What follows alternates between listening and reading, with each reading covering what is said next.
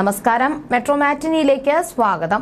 മലയാളികൾക്കെന്നും വളരെ പ്രിയങ്കരിയായ അഭിനേത്രിയാണ് മഞ്ജു വാര്യർ. സിനിമയിൽ തിളങ്ങി നിന്ന സമയത്താണ് മഞ്ജു ദിലീപിനെ വിവാഹം കഴിച്ചതും സിനിമാ ലോകത്തു നിന്നും നടിവിട്ടു നിൽക്കുന്നതും. 14 വർഷങ്ങൾക്ക് ശേഷമാണ് വീണ്ടും മഞ്ജു തിരിച്ചെത്തിയത്.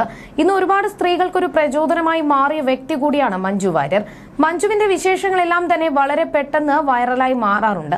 രണ്ടാം വരവിൽ തമിഴിലും അരങ്ങേറ്റം കുറിച്ച മഞ്ജു മലയാളത്തിൽ ഉൾപ്പെടെ കൈനിറയ ചിത്രങ്ങളുമായി തിരക്കിലാണ്. അഭിമുഖങ്ങളിൽ മഞ്ജു വളരെ പക്വതയോടെയാണ് സംസാരിക്കാറുള്ളത്. വിവാഹമോചനത്തെക്കുറിച്ചും ദിലീപിനൊപ്പം അഭിനയിക്കുന്നതിനെക്കുറിച്ചും ഒക്കെയുള്ള ചോദ്യങ്ങൾ മഞ്ജു നൽകിയ മറുപടിക്ക് കയ്യടി ലഭിച്ചിട്ടുണ്ട്.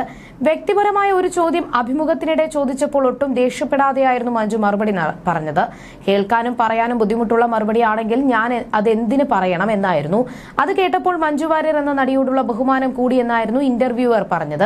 ഒന്നിനുമില്ലാതെ മിണ്ടാതെ സമാധാനപരമായി ഇരിക്കുന്ന ആളാണ് ഞാൻ. അതാണ് എനിക്ക് ചെയ്യാൻ ഇഷ്ടമുള്ള കാര്യം. അപ്പോൾ അതാവും എന്റെ ഉത്തരങ്ങളിൽ പ്രതിഫലിക്കുന്നത് എന്നായിരുന്നു ചിരിയോടെ മഞ്ജു പറഞ്ഞത്. ഇപ്പോൾ ലോകത്തിലെ ഏറ്റവും പ്രിയപ്പെട്ട സ്ഥലം ഏതാണെന്ന ചോദ്യത്തിന് മഞ്ജു പറഞ്ഞ മറുപടിയാണ് വൈറൽ.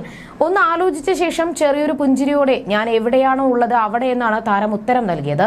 മഞ്ജു വാര്യരുടെ മറുപടിയെ അഭിനന്ദിക്കുകയാണ് ആരാധകർ. ഈ ഒരു പക്വത തന്നെയാണ് മഞ്ജുവിനെ വ്യത്യസ്തമാക്കുന്നതെന്നാണ് ആരാധകർ പറയുന്നത്. വ്യക്തി ജീവിതത്തെ എപ്പോഴും വാർത്തകളിൽ നിറയാറുള്ള നടി കൂടിയാണ് മഞ്ജു വാര്യർ.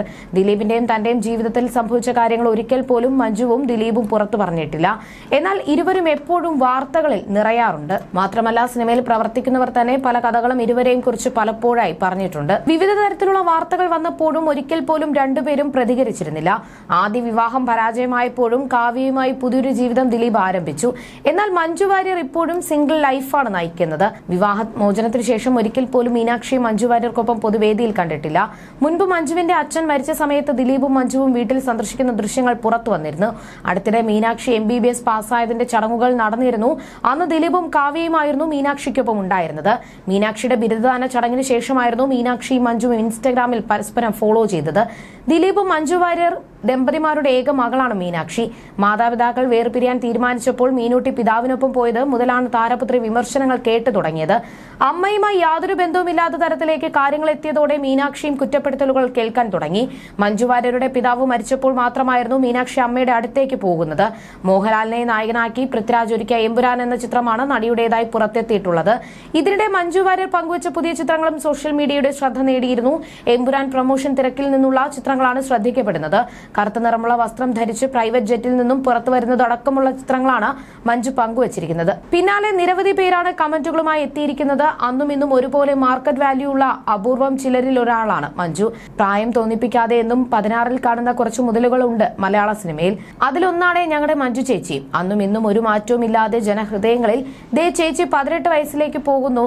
സാധാരണ കേൾക്കുന്ന ഒരു ഡയലോഗ് ഉണ്ട്, ഒരു പെണ്ണിന് മറ്റൊരു പെണ്ണിനോട് അസൂയയാണെന്ന്. പക്ഷേ ഓരോ തവണ നിങ്ങൾ സന്തോഷിപ്പിക്കുന്നത് കാണുന്നതും എനിക്ക് സന്തോഷം തോന്നുകയാണ്. നിങ്ങൾ ചിരിക്കുന്നത് കാണുമ്പോൾ ഞാൻ ശരിക്കും ആ ചിരി അങ്ങനെ തന്നെ എന്നും നിലനിൽക്കട്ടെ എന്ന് ആശംസിക്കുന്നു എന്നായിരുന്നു മറ്റൊരു കമന്റ്. മഞ്ജു ചേച്ചി, നിങ്ങളുടെ പ്രകടനം അതിഗംഭീരമായിരുന്നു. ലൂസിഫറിൽ നിങ്ങളുടെ കഥാപാത്രത്തിന് അർഹമായ സ്പേസ് കിട്ടിയില്ലെന്നും നിഴലായി മാറിയെന്നും തോന്നിയിരുന്നു. പക്ഷേ എമ്പുരാനിൽ നിങ്ങൾ തിളങ്ങുകയാണ്. നിങ്ങളുടെ കഥാപാത്രത്തിന് ആഴവും വ്യക്തിത്വവും ഉണ്ട്. നിങ്ങളത് മനോഹരമായി അവതരിപ്പിച്ചിട്ടുണ്ട്. ശക്തമായിരുന്നു പ്രകടനമെന്നായിരുന്നു മറ്റു ചില കമന്റുകൾ. ലൂസിഫർ അനൗൺസ് ചെയ്തപ്പോൾ തന്നെ അതിൽ ഭാഗമാകാൻ കഴിയണമെന്ന് ആഗ്രഹിച്ചിരുന്നു. രാജുവിനെ എനിക്ക് അതിനു മുൻപ് നേരിട്ട് പരിചയം ഉണ്ടായിരുന്നില്ല. സിനിമയെക്കുറിച്ചുള്ള രാജുവിന്റെ പാഷനും അറിവും ഒക്കെ വളരെ പ്രശസ്തമായിരുന്നു. അത് കേട്ട് നല്ല സെൻസുള്ള ആളാണെന്ന ഇംപ്രഷൻ ഉണ്ടായിരുന്നു. രാജു സംവിധാനം ചെയ്തു, അതും ലാലേട്ടനെ വെച്ച് ലൂസിഫർ എന്നാണ് പേരെന്നൊക്കെ കേൾക്കുമ്പോൾ തന്നെ നന്നായിരിക്കും എന്തായാലും എന്ന് തോന്നിയിരുന്നു. അതിന്റെ ഭാഗമാകാൻ പറ്റിയിരുന്നുവെങ്കിൽ നന്നായേനെ എന്നും ആഗ്രഹിച്ചിരുന്നു. അതിനുശേഷമാണ് എനിക്ക് കോൾ വരുന്നത്. പ്രിയദർശിനി രാംദാസ് എനിക്ക് വന്ന റോളുകളിൽ മികച്ച ഒന്നാണ്. ലൂസിഫറിൽ നിന്ന് എമ്പുരാനിലേക്ക് വരുമ്പോൾ വലിയ തയ്യാറെടുപ്പുകളൊന്നും തന്നെ വേണ്ടി വന്നിട്ടില്ല എന്നും മഞ്ജു വാര്യർ പറഞ്ഞു. താൻ ഇതുവരെ ചെയ്ത കഥാപാത്രങ്ങളിൽ ഏറ്റവും ശക്തമായ കഥാപാത്രമാണ് എമ്പുരാനിലേതെന്നാണ് മഞ്ജു വാര്യർ പറയുന്നത്. പ്രിയദർശിനിയെ നിങ്ങൾക്ക് പുതിയതായി പ്രത്യേകിച്ച് പരിചയപ്പെടുത്തേണ്ട ആവശ്യമുണ്ടെന്ന് എനിക്ക് തോന്നുന്നില്ല. ലൂസിഫറിൽ നിങ്ങൾ എല്ലാവരും കണ്ടതാണ്, സ്നേഹിച്ചതാണ് പ്രിയദർശിനിയെ. PK രാംദാസ് എന്ന വലിയൊരു രാഷ്ട്രീയ നേതാവിന്റെ മകളായ പ്രിയദർശിനി പല ഘട്ടങ്ങളിലും അതൊക്കെ മറന്നുവെച്ച് മാറ്റിവെച്ചുകൊണ്ട് മകൾക്ക് വേണ്ടിയും കുടുംബത്തിന് വേണ്ടിയും ഒക്കെ ജീവിച്ച വളരെ ബ്യൂട്ടിഫുൾ ആയിട്ടുള്ള വളരെ എലഗന്റ് ആയിട്ടുള്ള സ്ത്രീയാണ്. പ്രിയദർശിനിയുടെ യാത്ര ലൂസിഫറിന് ശേഷം ഇപ്പോഴും എമ്പുരാനിലും തുടരുകയാണ് എന്നുള്ള വലിയ സന്തോഷവും എനിക്കുണ്ട്.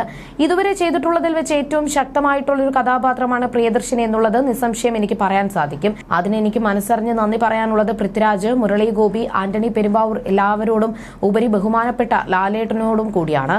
ലാലേട്ടനോടൊപ്പം ഞാൻ അഭിനയിച്ച സിനിമകളിലെ കഥാപാത്രങ്ങൾ എന്നും എനിക്ക് പ്രേക്ഷകരുടെ ഇടയിൽ പ്രത്യേക സ്ഥാനം തന്നിട്ടുള്ള കഥാപാത്രങ്ങളാണ്.